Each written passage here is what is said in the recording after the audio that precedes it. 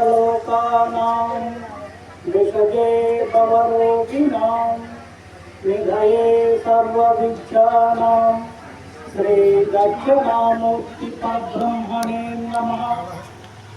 నిజ గురు దైవ సభకు మరియు పెద్దలైనటువంటి అధ్యక్షులు, ఉపాధ్యక్షులు, సర్వాధ్యక్షులు మరియు సభలో ఉన్నటువంటి గురు మాతలకు, వింటున్నటువంటి గురు స్వరూపులైనటువంటి మీకు, మా గురువు గారు శ్రీకాళహస్తి నిర్మలానంద గరిక వెంకట సుబ్బయ్య స్వాములకు అందరికీ పేరు పేరున ద్వాదశి నమస్కారాలు అర్పించుకుంటూ, ముఖ్యంగా ఈ కార్యక్రమానికి రావటం నేను ఈరోజే ఫస్ట్.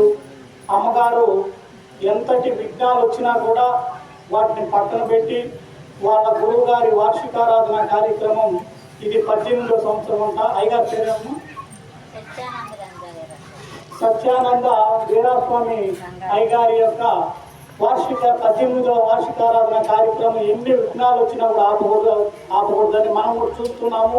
శరీరం బాధిస్తున్నా కూడా లెక్క పెట్టకుండా వాళ్ళ గురువు ఏదైతే ఆమెకి సూచన చేశారో ఆ సూచనను తప్పక పాటించి అందరికీ మనల్ని ఈ వేదిక మీద చెప్పించి గురు ప్రసాదాన్ని మనకందరికీ పంచినందుకు అమ్మగారికి మరొకసారి ధన్యవాదాలు తెలుపుకుంటూ, ఈ యొక్క కార్యక్రమంలో విశేషం ఏమంటే అందరూ కందార్థాలు చెప్పారు. మరి ఈ ఘట్టం కంద పద్యం చెప్పాలనుకుంటుంది. కంద పద్యాల్లో మొదటగా చెప్పుకుంటారు, మాట లేనట్టి బయలున మాట కలిగే అనుట వినుట మాట మాయే. అయితే మాట్లాడుకొని తర్వాత మానేద్దాం అని కృష్ణ ప్రభువులు 300 కందార్థాల తరువాత సుమారు 11 సంవత్సరాల తరువాత కంద పద్యాలు రాశారు. అంటే అక్కడికి ఆయన విచారణ అంతా పూర్తి చేసిన తర్వాత ఆ కంద పద్యాలు చెప్తారు. ఎందుకోసం అంటే మాట ఎరుకే అయినా కూడా ఎరుకను ఎరుకుతోనే తీసివేయాలి, ముళ్ళును ముళ్ళుతోనే తీయాలి అనే యొక్క సంకల్పంతో మాట మాయ అయితేనేమి ఆ మాయని మాయతోనే తీసుకున్నాము. దాన్ని విచారించి గురుముఖత విచారించి ఇది ఎట్లా వస్తుంది, దీని వ్యవహారం ఏమి, ఈ జన్మ మనం ఎలా తీసుకున్నాము, మనలోకి ప్రాణం ఎలా వచ్చింది, ఈ యొక్క ప్రాణం అన్నా ఎరుకన్నా ఆత్మ అన్నా ఇవి పర్యాయ పదాలు కానీ ఒకటేను. ఇవి ఎలాగా ఉండి ఈ యొక్క శరీరాన్ని నడిపిస్తున్నాయి, ఈ శరీరం కాకుండా అన్ని శరీరాలు నడిపిస్తున్నాయి. మరి దీన్ని ఎలా స్వాధీనం చేసుకోవాలి? ఈరోజు మానవుడు బయట గ్రహాలకు పోయేదానికి కూడా సామర్థ్యం నేర్చుకుంటున్నాడే కానీ అతను తన శరీరంలో ఉండే ప్రాణాన్ని గురించి తెలుసుకునేలేదు.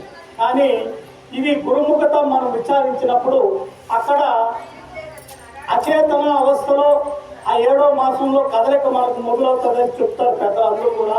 విచారించిన శరీర తత్వం విచారించిన మహాత్ములు అందరూ కూడా ఆ తత్వం ఎట్లా మొదలైంది, ఇది ఏం చేస్తే స్వాధీనమై ఎరుక లేకుండా సేవించే విధానం ఎలా వస్తుంది, అప్పుడు కానీ మనకు జన్మ తీసుకునే దానికి జన్మరాహిత్య స్థితి కుదరదని అనేక రకాల ఉపమేయాలతో పెద్దలు మనం చెప్పి ఆ యొక్క జన్మరాహిత్య స్థితిని, భ్రాంతి రాహిత్య స్థితిని, ఇది ఒక్క క్షణం గమనుండేది ఎరుక. ఈ ఎట్లయితే కోతి మాదిరిగా ఈ కొమ్మ నుంచి ఆ కొమ్మకి, ఆ కొమ్మ నుంచి ఈ కొమ్మకి అనేక రకాలుగా బాధిస్తూ ఉంది. అట్లా బాధించినా కూడా గురువు ఇచ్చిన సంజ్ఞతో, ఆ గురువు ఇచ్చిన సూచనతో మనం ఎరుక లేక సేవించే విధానాన్ని ఎక్కడో కాదు మన శరీరంలోనే మనం తెలుసుకోవాలి. అందుకనే మరి పెద్దలు సమయం తక్కువ అని చెప్తున్నారు. అందుకనే సుబ్బదేవ్ గారు ఒక మాట అంటారు, చరణము, నీవు బయలు లోనైంటివి అంటే నీలోనే దైవం ఉంది. అయితే నీకు ఆ యొక్క గురు సూచన ద్వారా తెలుసుకొని ఆ యొక్క దైవాన్ని నువ్వు తెలుసుకోవాలి. నువ్వే దేవుడు, నువ్వే పరమాత్మని ఇవాళ వార్తలు చెప్పారు. ఆ విధంగా భ్రాంతి రాహిత్య స్థితికి మనం అందరం రావాలని అమ్మగారు ఇచ్చిన ప్రసాదాన్ని ఆస్వాదించుకొని మళ్ళా తిరిగి పుట్టకుండా భ్రాంతి రాహిత్య స్థితికి చేరుకుంటారని ఈ అవకాశం ఇచ్చిన అధ్యక్షులు, ఉపాధ్యక్షులు విన్న మీకు, మా గురువు గారైన నిర్మలానంద గరిక వెంకట సుబ్బయ్య స్వామి వారికి అర్పించుకుంటూ సెలవు తీసుకుంటున్నాం. జై సద్గురు మహారాజుకి.